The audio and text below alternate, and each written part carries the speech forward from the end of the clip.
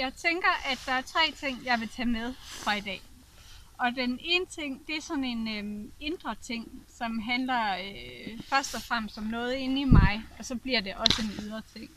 Men den handler om at få en bevidsthed om, hvornår jeg synes, hvilke opgaver, og hvornår jeg synes, der sådan er meget åbne rammer for, hvordan noget skal løses, og hvordan folk gør det, og hvornår jeg synes, noget er meget detaljeret. Så vil jeg øve mig i at lægge planer. Vær lidt mere forberedt. Det handler også om forberedelse. Hvordan skal den her opgave løses? Og så faktisk holde fast i det.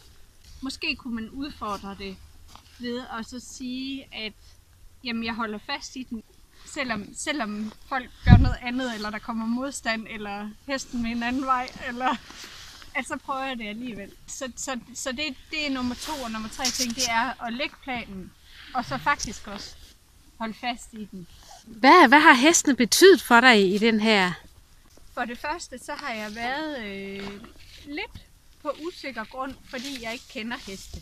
Altså, jeg forliger mig nok meget på, at folk kender mig jo, eller sådan. Og det gør de her heste jo ikke. Og så har de bare, så er det så meget en kropslig oplevelse. Det bliver så meget kropslig oplevelse, så det sidder meget mere. Man kan læse sig til meget, eller tænke sig til meget. Men det er sådan en meget fysisk oplevelse.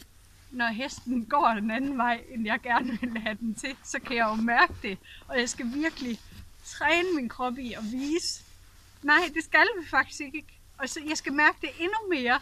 Vi skal faktisk ikke den vej. Så det bliver bare så ekstremt tydeligt. Og så er de meget søde og rare hjælpere til at facilitere de her ting. Det må man sige.